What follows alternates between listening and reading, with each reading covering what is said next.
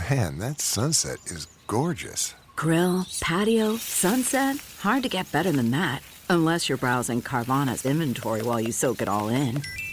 Oh, burger time. So sit back, get comfortable. Carvana's got thousands of cars under $20,000 just waiting for you. I could stay here forever. Carvana, where car buying meets comfort, meets convenience. Download the app or visit Carvana.com today. That's not just the sound of that first sip of Morning Joe. It's the sound of someone shopping for a car on Carvana from the comfort of home. That's a good blend. It's time to take it easy, like answering some easy questions to get pre-qualified for a car in minutes. Talk about starting the morning right. Just like customizing your terms so your car fits your budget. Visit Carvana.com or download the app to experience car shopping the way it should be. Convenient, comfortable.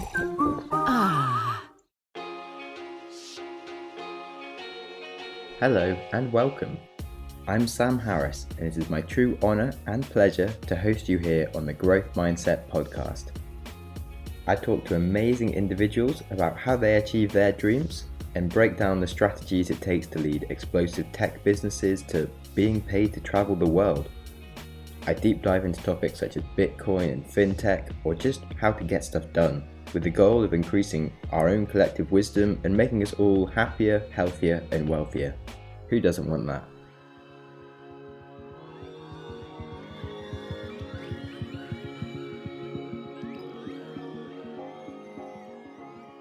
Today we have our first French guest, and an absolute sweetheart, Antoine-Blondeau. He is the founder of Sentient Technologies, one of the world's leading AI businesses, and he built the core tech behind the product that went on to become Siri. He is one of the advisors at Zereth AI, where he gives some brilliant mentorship. It was really great to finally meet him in person, and the first thing he wanted to know was how I was and what I was up to, irrelevant of talking about the podcast, which, seeing as we hardly know each other and he's a pretty busy guy, just goes to show the level of character he has. We cover some awesome topics about the future and the past, and dealing with problems at a personal level to threats facing the whole of humanity, and there's some huge ideas that kind of made my head spin at the time, and I can't wait to share with you. So relax and please enjoy the show.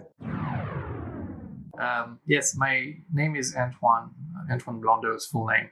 I was born in Paris many years ago, and left when I was 19, and went to study in Japan at the time, and then did most of what I did working in the technology sector for a while in Japan, in Hong Kong, and in the US. And here I am now, both an entrepreneur and an investor in the AI machine learning space. Okay. How did you always want to go to Japan, or was it just there was a really interesting opportunity in terms of what you could be learning there? Yeah, when it comes to me, a few things are random. It's not that I don't like to be surprised. Actually, I do, but I usually have goals and I try to get there. And then I'm opportunistic along the way, very opportunistic. And so things change very quickly. But Japan was well thought through. We, back in the 80s, late 80s, early 90s, I should say late 80s, when I was completing my studies, Japan was doing well. And at the time, I was trying to find something that would challenge me. And I thought, well, I can always get to the US. I had been to the US. The US had strong attraction to me in many ways, but I thought it would not challenge me as much as Japan would. And so sure enough, and so I made the decision to go there. At the time, there was not much choice. You could go to the US or Japan. When it came to going outside of Europe, there was no China, there was really no India. Very little to choose from, aside from those two, developed economies where you could be challenged. And for sure, Japan was more of a challenge in many ways, culture, language. Yeah. So you learned the language? I did. Wow. I did learn the language. I thought I had learned it before going into the country, and then I realized that what I had learned was, fairly useless. Yeah. And so I had to do the hard work of learning it on the job, or on the study. Or yeah. So you were studying in Japanese while learning it. Yeah, that's correct. Yeah.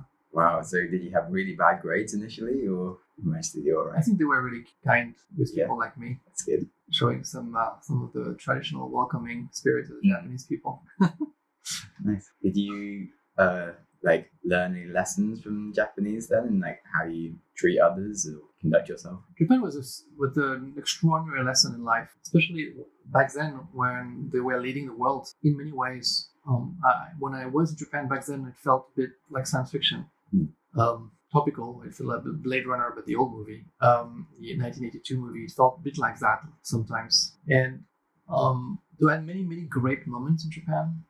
I learned many things. One of the things that I really learned was racism. For the first time in my life, I was subject to racism, and that taught me a huge lesson about what is it, how people deal with differences, and how difference creates fear. And totally irrationally. And no matter how good I was at Japanese, for example, from time to time I would be subject to racism, which was extraordinarily educational for me. I can tell you,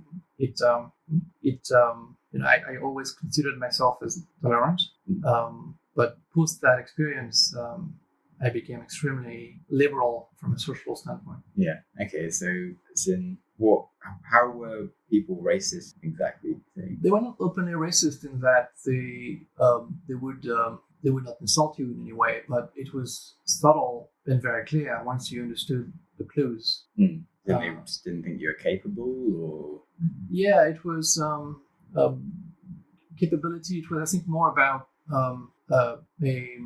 it was more a question of you don't belong here, and you feel that if you enter a store, if you want to get a taxi, if you are spoken to, and sometimes they would speak to you in a very differential language, differentially, and being like over nice, which was nice. And sometimes the opposite. Japan was, I think it still is, a fairly closed country, but it was a very strong tradition of culture, and generally super welcoming. I love the country. However, there is a perception of difference creates reactions that are sometimes very emotional and not always get the words the right way. Okay, interesting. Cool. So can we go into Sentient Technologies, what you're working on now? Can you introduce the company briefly and how it came about? Sentient Technologies is the result of years of exposure to what I would call the algorithmic science and how to apply this to real business level applications. And the genesis of Sentient goes way before Sentient, when my co-founder and I were working on what eventually became Siri. We had a very novel approach to natural language processing at the time. It was in the early 2000s, believe it or not. And we were able to scale the process of natural language processing application development in a way that nobody had done before. One of the reasons we were able to do that was because we were applying both a architecture for NLP that was novel, intelligent agent-based, sort of an ontological as opposed to grammatical approach. But also we were reinforcing this with a reinforcement learning algorithm. So we were using evolutionary computation to improve the accuracy of these intelligent agent networks when we were asleep, so overnight. So we'd come in the morning, the NLP performance was a little better. Cool. It was quite fun. Yeah. And so that was the genesis. So when, after we sold that company to Sybase, and I worked for Salesforce for a while, I thought, there's something that we can do here. Is there this approach? Nobody was talking about AI machine learning by then, right? This is 10 years ago.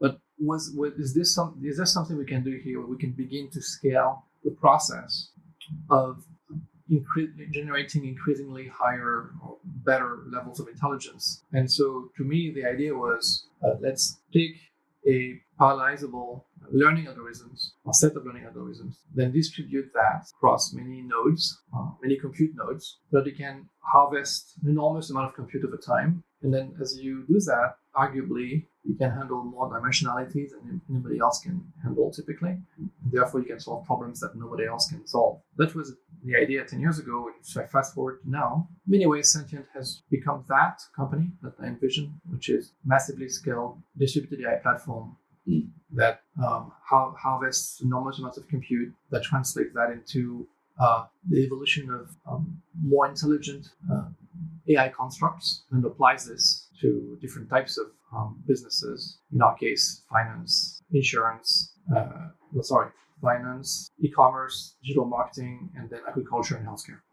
Okay, how might you explain the difference between Sentient and like DeepMind that we might be aware of? There's no fundamental difference in the philosophical approach that we take, Okay. in that DeepMind is a deep reinforcement learning approach to the neural network science. Sentient is a deep reinforcement learning approach, though we don't use the same self-learners. Yeah. We use evolution.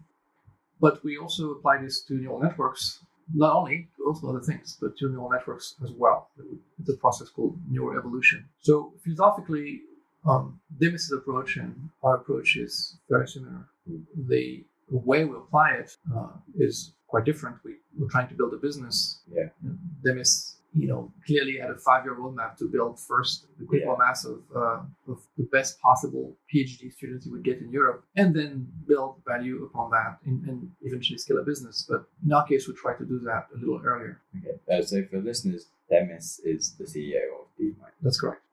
And then this leads nicely into what my next question was going to be, was how did you go about, so you always had like the business case first to raise money, or did you literally solve a business problem straight away and made money and never need to raise? Or can you explain how you built where you are? The way we built our own staircase to our own lighthouse, right? And by the way, when we are nowhere near arrived at the lighthouse just yet, was by doing two things at the same time. One was building deep technology. So we always believed that in this space, it's important if you work at the science and at the tech level. It's really critical to our DNA. It's our DNA. But also in the process, ensuring that we, along the way, were able to show the value of what we had built tangibly.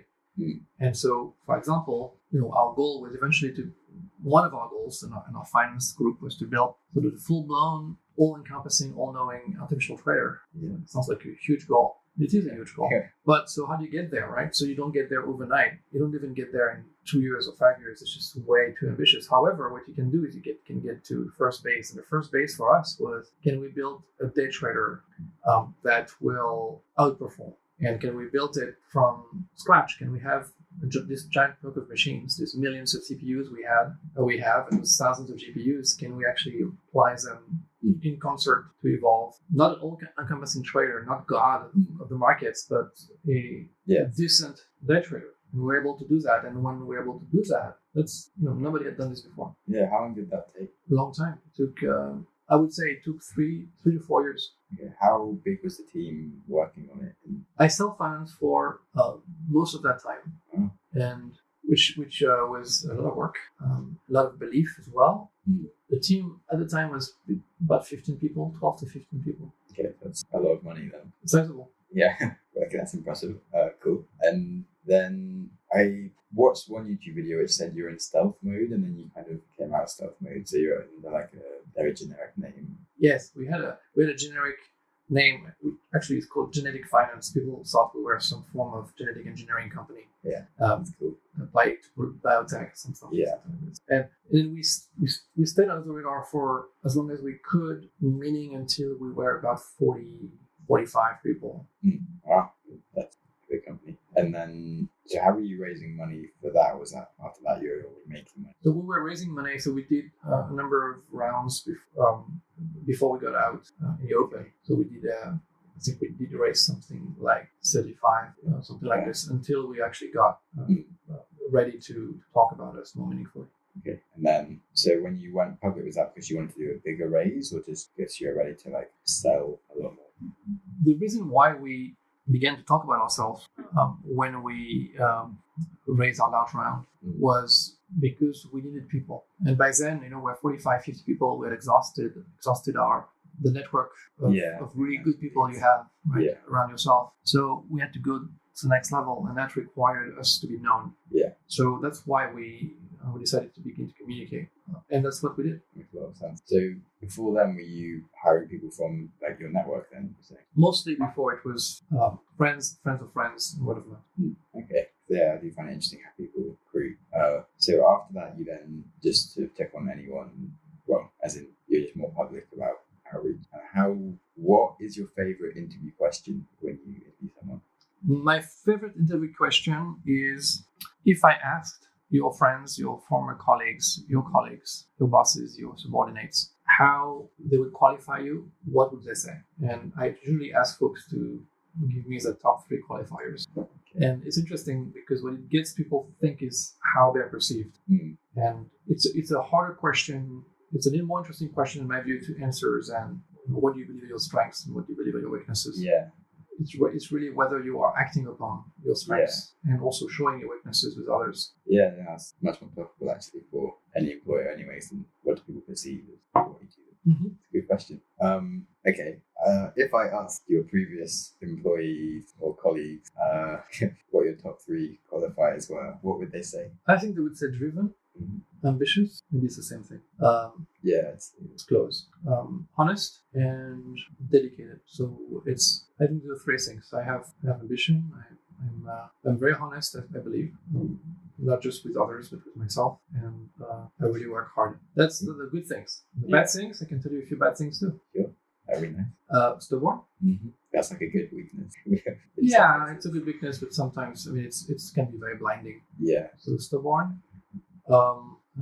I think that it goes with it too, but flexibility, I think, is adaptability. It's really critical in this world, very important in this world. And I don't think it's something that I have in me that is natural. It is something that I've acquired. Yeah. And if I could be more flexible, more adaptable, I'd be better. So how did you acquire that skill? Because that's a perfect growth mindset topic. So you identified yourself as not being adaptable enough. So I think it was through challenges.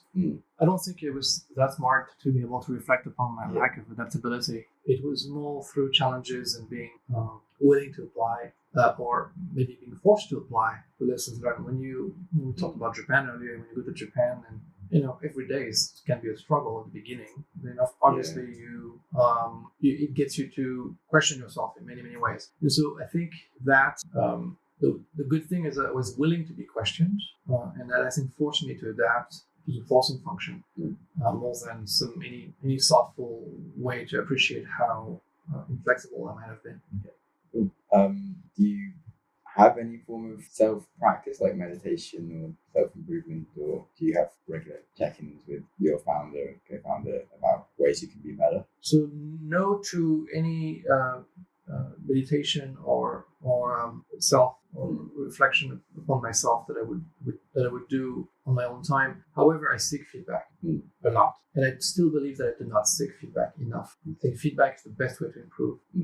But certainly, and so what I've done at Sentient was very interesting. I engaged consultants who were from the Table Group, you might have heard of them, to help us work on our culture. And it was very interesting and to me a huge eye-opener. How culture is, I always believed culture was very important. Yeah. But how quickly and how well you can improve upon a culture within short was very impressive to me. Okay, what were the main improvements they executed? It was all about communication, trust. Because communication, trust, honesty in the feedback loop, and engage in constructive conflict. They're all related topics and concepts, but when applied together, extremely powerful. Okay, so can you give like an example of, so you have like more regular check-ins, like? Yeah, so for example, so we already did. Startups do all hands, so we already did that. But one thing we did that was I think very effective was we began to systematically at every meeting make sure that we had we were not leaving any stone unturned. There was no underlying agenda, no hidden agenda. Everything was on the table. A. Yeah. B, that we were proactively asking each other whether we had left any stone unturned. And then at the end of the meeting, we'd systematically do a very quick feedback on how the meeting went. Was it a good meeting? Was it a bad meeting? Or is it good? Or is it bad? Anything we can do to improve. And if you do that systematically, you get extremely good results over time. Yeah, I've really found that when I was at Crowd-Motion as project manager or product manager, I was running all the sprints and I got inputted like doing like a lesson link for it. At the end of the year, you round with the sprint, and then you have like half an hour's reviewing what happened 2 weeks, what went wrong, can we improve? Yeah, exactly. It just made everything so much more effective going forwards. And if you do it in context, just right after, as you do this meeting, and just right after, it's just very fresh in people's mind. Right? And there's no way. I mean, there's almost never any meeting or any interaction that is perfect. It doesn't exist. Yeah. Right? So it behooves people to actually find what we did that could be improved upon. Right? That's cool. Okay, so back to Sentient and what you guys are doing. What's, if you could only have one focus for what you do with the AI, what would it be? It would be at the application level, the type of things that we have done and launched recently, the last, let's say, year or so. We released a product called Ascend, and that product enables you to turn a static property, a website, into something that now is dynamic. So if you think about websites and how people look at them, it's very much like entering a store, a brick and mortar store. The walls don't change, and doors don't change, and the decor remains the same day in, day out. And we have not really leveraged the capabilities of the internet to give us that, to deliver that flexibility. And so what happens here is we sort of a way to begin to engage the audience so that you do sort of an A/B testing on multiple levels of steroids, and turn your web property into something that's dynamic. And if you think about this, it means not only you engage with your audience, and so design in partnership with your audience, effectively, that's what it is eventually, even if you operate within your own brand guidelines. But it's also the ability for the virtual world to begin to conform to us humans, opposed to the opposite. And that is what gets me excited, because what applies to website can apply to anything, advertising, content, anything. And that's the first, in my view, the first real opportunity we have to actually have intelligent design, no religious connotation here, intelligent design be at the heart of how we interact with this world. Yeah, cool. So that's what I would focus on. Okay. How long do you think it would be before, like IMDb sort of, it just has like the ratings of like the population of a given movie, but before that's smart enough to know instead what the rating would be for me? Because if I already knows what my ratings are, it should actually be able to tell me what I would think of a new movie coming up based on other people who always vote like me, who have voted on it. And then if I was to go to my mate's house and a bunch of friends and we're about to watch a movie, could it then work out what the best movie is between all of us that we should watch? Yeah, I think so today's recommendation engines are very simple. And they're based on what you just mentioned, past behavior or cohorts-based categorization of your patterns of behavior. And it's very limiting, because it does not take into account the most important thing, which is how you feel right now. Yeah, exactly. Right. So the question is very pertinent, in that today it's really not yet happening. At Sentient, we actually did deliver something that begins to address the user intent in a moment. Approach in, for example, in shopping, where we're able to infer intent based on a simple gesture, someone clicking on an image, right? So if you click on an image, just like you would do a gesture in a brick and mortar store, I like that. And then in real time, in a physical store, the sales associate is able to curate based on that input a selection that is relevant to you, and yet the person doesn't know anything about you. Just because you said, "Oh, I like this pair of shoes," he or she is able to do something that's really smart, actually, most of the time. So why are systems not intelligent that way? Well, because they have not been deployed to be intelligent that way. And I think one step we did was to begin the process of having a system understand what is it that you like in a picture that you've clicked on, and that you did not like in a picture that you did not click on, and begin to, through a visual dialogue, enter into something that is much more satisfying. That, to me, this is not science fiction. This can be done. Will it soon know what type of movie you like at any given time, or what type of movie you and your friends want to watch at any given time? Maybe not immediately, but I don't think that's science fiction at all. Within 3-4 years, I'm sure you have that. Yeah, it's something I wanted to be working towards, like automation, taking in user intent. Yes. I think that's the key, much more than trying to categorize the behavior. The truth is people are changing, circumstances are everything, context everything. Okay, cool. Then what about your plans in medicine? You have quite a lot there. Yes, so we like medicine because it's about obviously saving lives. We don't like medicine because it's overly, maybe for a good reason, regulated. And so go-to-market can be horrendous. Yeah. So we did a fantastic proof of value project with MIT, where we were able to predict the onset of sepsis 30 minutes ahead of time. which enables the doctors to actually save you before you get infected. Sepsis is a blood infection. And it roughly kills you half the time. And it happens, most of the incidents of sepsis are in ICUs and hospitals. And in the American ICUs is number one cause of mortality. So it's a big, big issue. The telltale sign of sepsis is a massive drop in blood pressure. That's why you go to the ICU, you're hooked up to a blood pressure machine.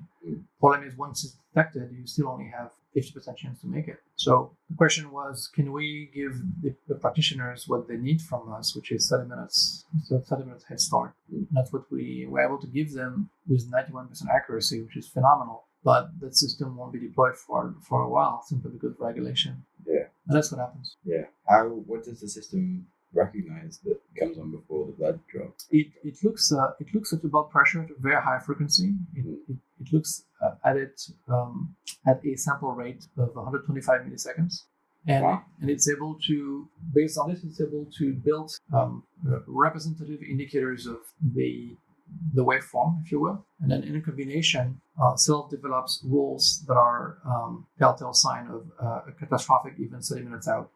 So it's very much like trading, same approach, right? Except that in this case, you're not predicting the price of a stock, you're predicting a massive blood pressure drop, and it works. Cool. Yeah, that's an interesting, I think the word, demonstrative picture. Yeah. I get it. Cool. Okay, thank you.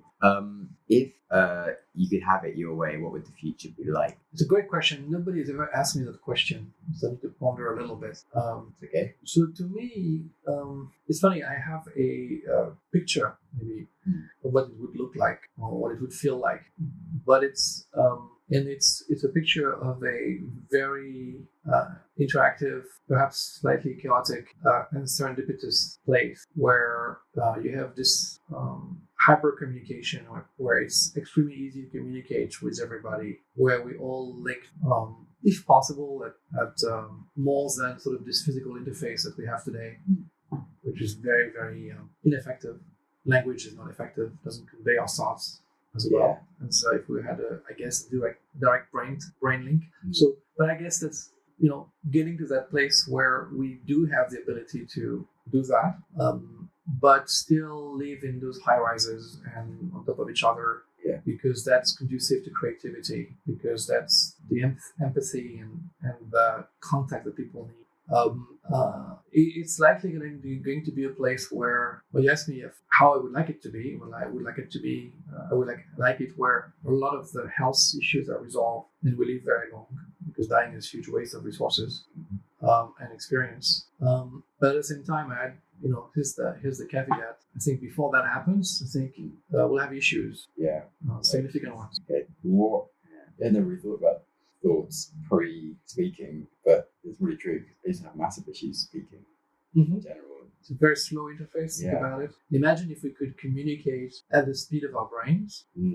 First of all, brains will accelerate, right? Because we would not be focused on delivering the speech. Thinking like half your thoughts and making it into speech. Or text, whatever it is, exactly. So right. So I think there is a big opportunity here for the human species to actually become a lot smarter, just without altering the hardware so much, just plugging it in better ways. Altering the hardware for humans is hard. It's complex biology, and but at least the communication protocol, if we could alter that, I think we get a huge boost in terms of our collective intelligence. Yeah, that'd be awesome. Have you read a lot of ideas behind this, or were you sort of thinking about the box when you came up with this idea? I've always thought about, I'm always interested in trying to overcome our limitations, and so I know that I'm not the only one to have thought about this. Some other people have, for sure, but it's something that I thought about years ago, decades ago, I would say, when I was half my age. Yeah, I was definitely thinking about like the hyperloop and stuff when I was like a kid, just like why did it take so long to get to my grandparents? Like, and I had like all these images and stuff in my brain, and like actually, a lot of people think these things. But I didn't have it about language, which is kind of weird because it was actually a big problem for me. But I generally try to, like, if something annoys me as a problem, either accept it if I can't change it, or think about how to change it. Yeah, the other issue is language. Language is also a disruptor of thought, because it's limiting. it's also just part of the story. It doesn't necessarily tell you emotions as well, because facial expressions and gestures are important. It's limiting, and think about how language. I mean, it's a classical thing when you're on the phone. We all know that being on the phone is not as good as being next to one another, right? So it's and yet the language can be as expressive. It is just that it does not contain enough within it to convey the whole thing. Yeah, so many texts where you mean one thing and the other person the opposite end. That's exactly right. So email is such a poor form of communication, isn't it? Definitely. Oh, cool. Okay. On a slightly different topic, what do you think about the fact that as we're building AI and it's potentially going to have such a huge effect on humanity, that there isn't many women in AI? So it's a problem that there are not enough women in AI, and I'm not sure why. I was watching, after I watched that series of your videos, this thing came out like this hour-long conference with all the leading researchers in AI, and it's just like a panel of 15 men. And you're like, there's one woman? No. It's a problem. Yeah. I know a few women entrepreneurs in the AI space, but not many. I think it's a broad computer science issue. Yeah, sure. It's just not AI machine learning. It probably is very apparent in the machine learning and AI space. I see no reason why they should not be successful. And there's certainly, even though I can't really point to it, but it's certainly some form of bias. And it's unfortunate. It has to change. Generally, women are massively underutilized resource in our community anyway, generally. But that's just one more example. Okay, cool. Do you think it could influence the way we build AIs at all, and some kind of the way we think about building them? Like women have different sort of outlooks on emotions, and I don't know. It's a good question. I don't know if women would change the way we build AI. They might decide to apply it to other types of applications first. They might also go about it in a more pragmatic manner. It's let's say trait typically associated with women, but I don't want to stereotype. Yeah. So it's hard to say really. But what I know though, I think that's the critical point here, is that diversity is creativity. And in this world, you need, and I repeat what I said before, you need to be adaptable in order to survive and thrive. Adaptability comes from creativity. And so more creativity, more adaptability will come from diversity. And it's just not women, it's having a diverse workforce, diverse people, different ethnicities, different cultural backgrounds, all of that yields creativity. I think there's in some way, in some odd way, and maybe not perfectly because we just talk about women. In some ways, I think that's one of the major assets of Silicon Valley, the fact that it's such a diverse place. Not diverse enough, we just talked about it, right? Yeah. But it's, the US generally is the coasts are a massive melting pot. And I think that is giving the US, I think, an unfair but deserved competitive advantage against a lot of the world. So is that, I think, one of the reasons why you went there you started it in Asia or here, or has it always been on both sides? It's been both sides. I started in Japan, and I was briefly in Germany, and then went to actually Hong Kong, and then to the US. But yeah, I'm a firm believer in the US economy as a system. It's a meritocracy. It gives entrepreneurs the ability to try. It authorizes them to fail and then try again, fail and try again. And that's really what matters. So failure is part of the lessons that you have in a Silicon Valley. I usually say that Silicon Valley is a lesson in failure. It is true, because out of all the failures comes great lessons, and great lessons breed great companies. Yeah, I was watching a video the other day called the 10,000 experiment rule. So not the 10,000 hour rule to be a genius or something, but actually just trying and trying again, and constantly looking at different ways of things. Yes. I liked it. Yeah, diversity helps. Yeah. Right? So yeah. Cool. So I first met you through when I was working at Automorph, and you were always really good at kind of seeing the bigger picture of what was going on and to give us more accurate advice, maybe than some other people we spoke to. Is that a skill you've always had, you think, or did you acquire it along the way? I'm not sure I know the answer. I feel like I had it for a long time. Yeah. But I think I had it for a long time, not because I was inherently intelligent, but I think because I was curious growing up, and when you're curious, you have to look for, you have to understand more of the world, right? And understanding more of the world and having this general exposure, I think, makes you make connections or inferences that are not necessarily obvious to others. So I think it's that curiosity that got me to trying to understand more. Okay. So you think that kind of connect the dots, maybe. Yeah. And so you think that helps a lot in like your business, is in like the curiosity that's led you to do all the things you've done? For sure. Yes. I mean, the goals in my life were clear. The journey was completely serendipitous, and that because of what you just mentioned, curiosity was the thing that got me to try things when they were not that obvious. Okay, cool. This I was going to ask later, but we're talking about goals stuff from when you were younger. Do you have any favorite childhood memories? Childhood memories, favorite. I have an interesting memory of my childhood, which is it will be odd to call it favorite, but it definitely marked me. I'll actually mention two. Yeah, I push it 6:15. So I will start this here. Yeah. Cool. So I will talk about perhaps two childhood memories.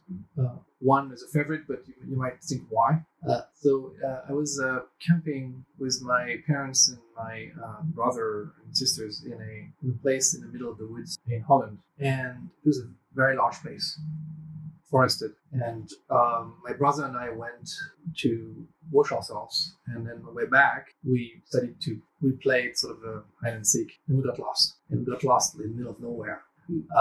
And night was falling and all this, and so it's this big forest, and we got lost. And it's like in Middle Ages, you're thinking, what's going to happen to us, and and then we eventually managed to get to a road and follow the road to the entrance of this very large camp, and then get back in.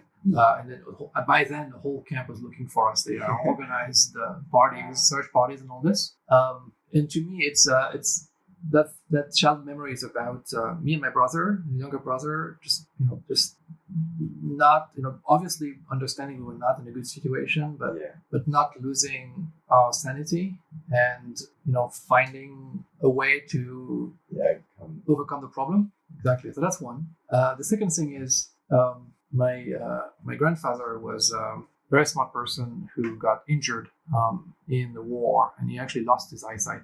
And he was a remarkable man in many ways, and he an example to most of us. He actually, after being blind, he completed the engineering school that he was admitted to. He was the best one in France, actually. Then he went to marry, had 5 kids, adopted 1, and then went to run his own company, which ironically, of course, was in the business of producing lights, light bulbs. Wow. There you go. So, and I used to play with him chess, and he's a blind man. Yeah. And he was playing chess. He was representing the chessboard in his head, and I played with him many times, and that told me something about, again, overcoming, but this time it's overcoming something that's totally unfair, but just through sheer will and also benevolence in his case.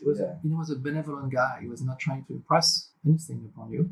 Just trying to engage, but doing some remarkable things in the process. It was very cool. Yeah, it's insane. Wow, thank you very much for sharing. Beautiful. Cool. Okay. And then on the notes of sort of lessons and things, what's your favorite parable? My favorite what? Parable? Parable, yeah. Like, if you don't have one, you can come out with some other memories. I'm quite liking these.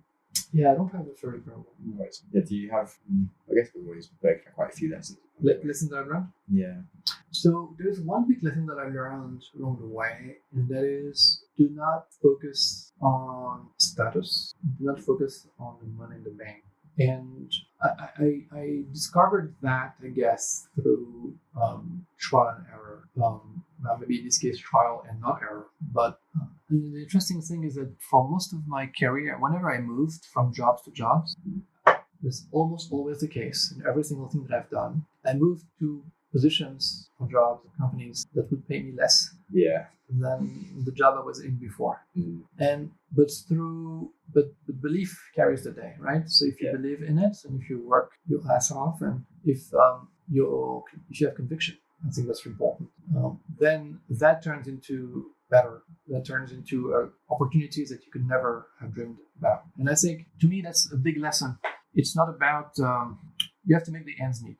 Okay, I think that is clear to most. But beyond that, what's really important is you do what you really believe in. If you have the skills to do that, if you're fortunate enough to be in a position where you can choose something you believe in, right? And in the developed world, at least some of us can choose this way. If you can choose that versus choose what's going to give you a bigger paycheck or a bigger name. Eventually, this is what's going to carry you and carry everybody else along the way. It's very interesting. You know, when you like read like a book or something, and it tells you something that you're sort of doing already, but you haven't realized you're doing it. Like there's this sort of bit more of a process behind it, and I've only ever taken jobs that were kind of like entry level, was just like more interesting in a space that I didn't know about or wasn't that qualified for. So I've always like gone down kind of on purposely, but just for seeking like kind of interesting opportunities more than like pay. But I hadn't like analytically told myself that's what I'm doing. But it's like, yes, so it's good to hear that I'm doing things right. On paper, it looks like I'm doing it wrong. It makes complete sense to me. Yeah. What you just said, but you know, I think it's the same for me. I mean, it's not that I solved for that at the beginning. It just happened that I took job A or job B. That you know, but I think it's always worked out for me. It's good to hear. Thanks. A bit random. You're French. Do you have a favorite cheese? Yes. My favorite cheese would be French cheese called Brie.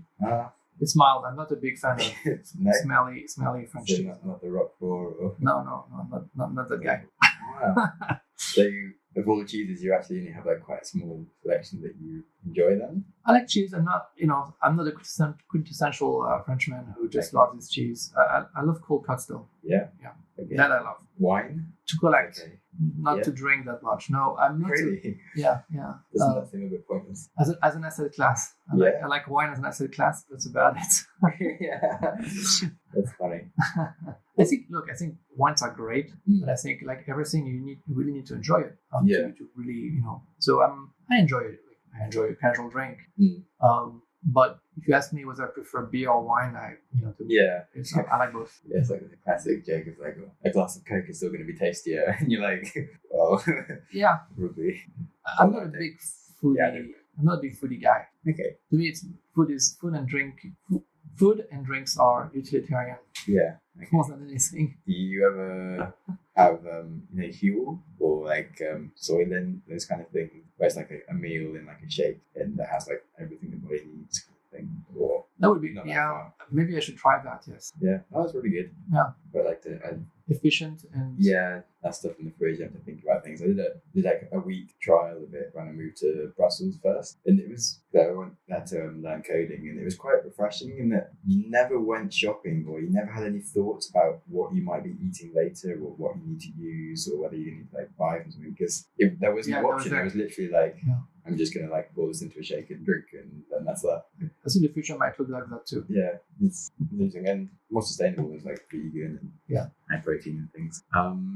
Okay, so gone into a few past things, but is there anything in your past that if you could go back and change, but still keep the memory of and not have any other future like butterfly effects that would change down the line apart from this one thing? Is there anything you would go back and not do? Yes, but I can't tell you. Okay. Is there anything that you would go back and not do that you could tell me about? Or is there anything that you would do in like opportunity you could have taken? I can tell you one thing that I believe I should have not done. And that's another lesson. And it's back to this those formative years of my life when I was a young adult and being in Japan. Because I really tried to conform, to belong, and in doing that, you begin to lose yourself. And I think after 5 or 6 years there, I was a different being, and I was not me. I was the projection of me. And I think in doing that, I think I hurt people and I hurt myself. So if I had been more confident in myself, I would have been able to manage that better. And my wife was the one to rescue me effectively. And but it took her. It took that courage, and she was not my wife at the time. But it because that courage and that reach that she had to, extract the natural out of that persona that I had. And I think that was not a good.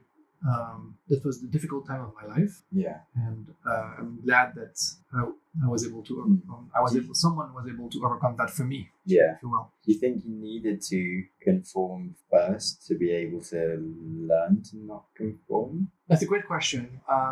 Perhaps, right? Perhaps it's possible that you need to make the mistake to recognize it. Certainly, I do recognize it now, and I think I'm a better person for it for sure. So it's possible. Yeah, you make a good point. I was just thinking, like, when I was younger, I maybe wasn't always the most popular kid and things. And then, like, when I got to about 16, and suddenly I just became a lot better at talking. Like I said, I wasn't so good at it, and I did become like really cool and conformed and was sort of like the kid. And then by the time I was 20, I just sort of stopped caring about anyone and definitely became very much like, well, this is things I like doing and how I am, and it doesn't really matter. And yeah, it's quite possible that there is this conflict between the individual and society, and then you have to find, to be extreme in both to eventually find the balance. I remember sort of my friend's like little sister was on Facebook the whole time trying to like be popular and things. And just telling her like it doesn't matter, like stop. But you kind of think maybe they just have to go through the phase of conforming and being cool to realize that then it doesn't matter. Yeah, maybe. That's a fair point. Yeah, interesting. It's a hard one to really teach to someone, but it's certainly very true. So thanks for sharing that. And do you have any favorite books? I have a lot of favorite books. I like reading. I'm trying to think about one favorite book. You can talk about it. Like non-fiction and fiction. Yeah.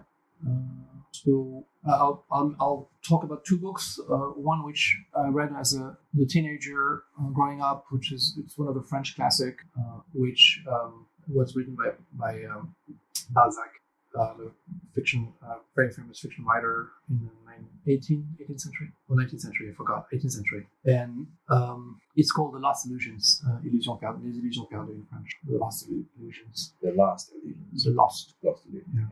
Yeah. And it tells the story of a up-and-comer, or rather, someone who is deep from the province and who goes to the big world, Paris in this case, and to make it, and makes it, and then loses it, everything. And so it was a great story, very interesting. More recently, I read a very interesting nonfiction book about Edward Teller. His autobiography. Edward Teller was the inventor of the H-bomb, and a very controversial figure. But his autobiography is very interesting. Two things that come to mind is all the efforts that people like him had to make to escape Europe in the 30s, and the other is in how they were welcome in the U.S. Not all of them were welcome. We know the stories, but some like him, when they went and they were welcome because of their intellect. They could do things, right? And one thing that fascinated me was when they came up with a design for the H-bomb, they had to calculate whether the nuclear reaction, would boil the ocean, would fuse the ocean. Because if it had fused the ocean, they would fuse the Earth, and the whole globe would explode, right? So they calculated it, and they decided upon calculation that no, it was not going to happen.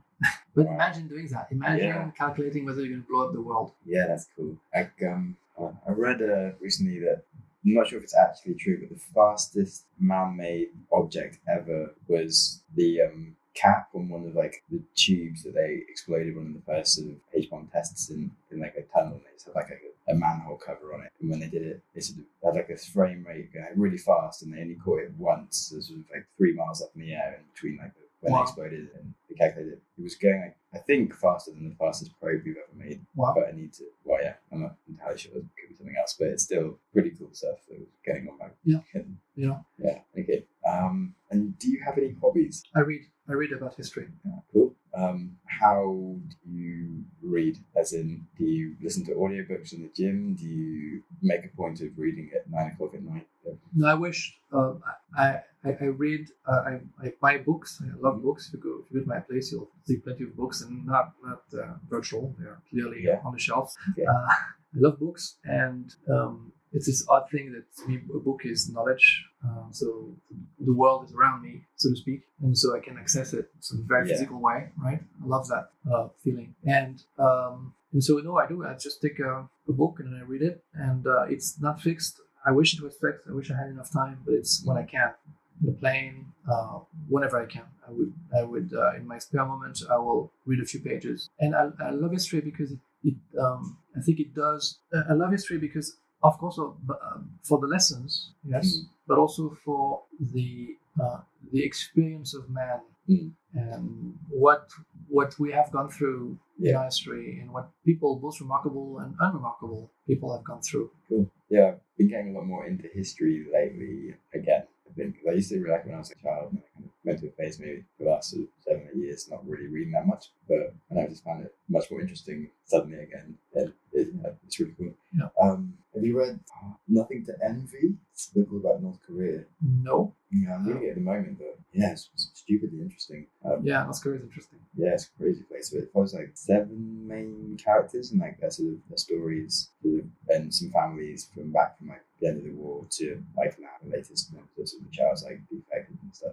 It's a true story. Yeah, it's all based on true stories. Like, yeah, I really recommend reading it and just like this is I would read it. Yeah. Yes, Very interesting. yeah, just teach you like crazy stuff that's gone on that I had no idea about, like all the starvations and like the way like they managed to keep a whole country worth of people in complete like isolation and like believing that these people that believe them are kind of gods and doing the right thing. And like you couldn't like walk into North Korea and tell people like, oh, it's fine, come to North America, because they'll just like think you're a dick kind of thing. And, yeah, the thing that theirs is their. Yeah. So I think like Americans have been doing everything, and they're actually like they have like a better life than other people. And there's some crazy moments when like this woman like runs to China and she breaks into this first thing because she's kind of like half frozen. She's got through this river and she hasn't like seen white rice in like years. And then like there's this bowl of white rice with some meat in it, like just through the gate. And she's like, why is there white rice here? What's going on? And then like the dog comes and starts eating it. And she's like, how the hell can like a dog be eating like this most precious thing that I haven't been able to like see? She's a doctor who hasn't been able to be eating like rice. And in the 21st century, it's crazy. Yeah, it's a really good book. Cool. As you're into history, and that's a good thing. And yes, anything you want to ask me as we're rounding up? I want to ask you one question, and that is, if you project yourself 10 years out, okay, what are you doing? 10 years time. So I've been pretty good at doing most of the things that are on my list to do in terms of scale of things that I've been doing and targets in terms of buying a flat, doing like more side projects, like did some music production when I kind of got to 25. So on my list is to write an album by the time I'm 30, have a podcast with sort of like a sizable level of people. So I'm really enjoying it. So I don't see why I would ever stop doing it. So by 10 years time, it should be a recognizable podcast across the English speaking areas. It's like a notable thing. I really want to get more into journalism and things like North Korean stuff. I'd love to actually speak to some people like that and have more like series or like sequences behind like telling more stories. So Getting I guess deeper, do more research. Yeah, I want to like do more like things. I've been applying for some things with BBC to maybe like run some episodes about stuff with them. So in 10 years time, I'll be more of a journalist, and then like my main thing, I guess, is business. I've constantly always been running some form of business, and so I started my first logistics company, which I ran for 4 years and sold. And I've done a number of like side projects since then. But I guess I keep on trying things like the 10,000 experiment rule. I feel like I will be doing something bigger. But I've got a few ideas I'm working on over next year. So in 10 years' time, it's hard to say exactly what, but I think I want to have finished working on anything just for the point of like money and be working on more what can I achieve with this business. So I want to go more down the line of sustainability or healthcare. Begin to make a difference. Yeah. I've got a few ideas in those areas, but I'm struggling to have to really launch them. That's great. That's fine. You've got 10 years to do. Yeah. Like, I don't know how much you need to go into depth. I should have a wife and probably children by 10 years' time, and there's lots of things to go through. I should probably stop traveling all the time and maybe we can buy more things. Cool. Great answer. Yeah. And what will you be doing in 10 years' time? Well, hopefully I will have helped many people get to the next level Mm.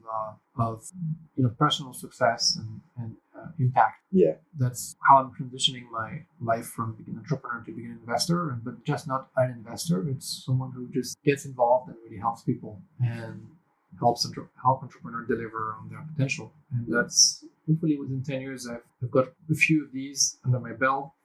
They've gone on to build great things and make great impact. That's what I would like me to be Cool. in 10 years. I guess in the point of the podcast is to help people go out and explore and learn to be better themselves. So I feel that's something I'd really like to achieve by then. Cool. And will have achieved. Mentality. It's going to happen. Cool. So thanks very much. And finish in time for your next meeting. Thank you, Sam. Thanks for delaying it. Thanks so much. Well, that was the interview. What an interesting set of stories. I really love getting more into people's stories and where they've come from. And I think it's a good direction for the podcast that I'm going to follow more in the future, as long as no one gives me feedback about how bad it is. I wish I'd had more time to go into the founding of Siri and all that backstory, but sadly, I don't know, not enough time. Anyway, I like to break down my top tips. Number 1, have a growth mindset. You can literally achieve seriously big goals if you work for them, despite any limitations you think you have. Like his grandfather carried on with his life with a positive attitude and went on to do incredible things despite being blind and never gave up. He managed to run a successful business and carry on with personal hobbies like playing chess. Like, I don't think I'll ever forget the story of Antoine playing chess with him because it's just truly incredible. Number 2, challenge yourself. Open yourself to interesting challenges and learning experiences at every point. Given the option of studying in America or Japan, choose Japan. Taking the next job up the chain versus a step down in a new avenue where you could learn a lot more. Like, take the step down and take on the set of new challenges and jump in at the deep end. And you'll learn so much faster and be a much more rounded person with way more skills. I think in general, if you're feeling fairly safe, that's a sign that you're doing something wrong, and you need to always have some challenges that you're almost a little bit scared about as to whether you're going to be able to achieve them or not. Otherwise, you're really just not trying hard enough. Number 3, ask people what others say about them, and don't ask about their weaknesses or strengths. I think this is a really nice insight into actually getting a more honest view of what other people perceive someone, and probably a more accurate view of their traits rather than what someone thinks is their traits, because we all live in our own world where we think we're great at stuff and maybe we don't get recognized for that because it's not something that we actually have as a trait. I could probably have explained that better, but I think you get the point. And now on to books, my favorite thing. So Antoine's first book recommendation is Lost Illusions by Honor de Balzac, and that might be pronounced wrong, so look at the show notes if you want to find it. I'd never heard of this book before, but on investigation, it sounds amazing. It seems to be considered one of the great French classics that's taught in school all over France and much more appreciated actually as an adult, but I really can't wait to read it. It seems to be a coming-of-age novel about a French man who moves to Paris to seek love and glory, and I'm hoping to just get insights onto life in France back in the 19th century, but all in the form of a beautifully written novel. So maybe I'm completely wrong, but I'm excited to read it anyhow. Then he also recommends Edward Teller's autobiography. It's called Memoirs, a 20th century journey in science and politics. So he covers the story behind the H-bomb, as well as his entire path leading up to the H-bomb and after it, and also recounts the effects had on him from his relationships with great minds like Einstein, von Neumann, Bohr, and Fermi. So another book I'm just quite excited to read. And then finally, my own book recommendation was Nothing to Envy by Barbara Demick. This book had a really big effect on me, just learning how an entire society can be controlled by their rulers, and that it's actually still going on today, just made it feel a bit more real and worrying, I guess, and just a lot of insights into human psychology. So a truly great book that covers the story of several families in North Korea from the end of the war up until today, and possibly the best book that I read last year. Like I said, it did have a big effect on me, one of which was a massive urge to go to North Korea and just see things for myself. So I actually delayed release of this podcast as I didn't want to talk about this book until I'd been to North Korea. So I'm pleased to announce that I have now visited North Korea. It was actually quite lovely, as well as completely mind-blowing and weird all at the same time. So certainly stay subscribed to hear future podcasts on North Korea and what is going on there. And that is the end of the podcast. You've listened to an episode of the Growth Mindset podcast. If you enjoyed the show, please subscribe on your preferred app and give me a good rating. If you are unable to give good feedback right now, try sharing the show with a friend who will, or just wait for the show to improve. If you have any ideas for the show or you just want to reach out, I'd love to talk to you. On Twitter, I am at Sam Harris Tweets, or Instagram, SamJamSnaps. Show notes, along with links to everything that we discuss, are available at growthmindsetpodcast.com, along with information on how to get involved and blog posts on cool things that you should be aware of. Thanks so much for listening, and I hope you enjoy your next podcast.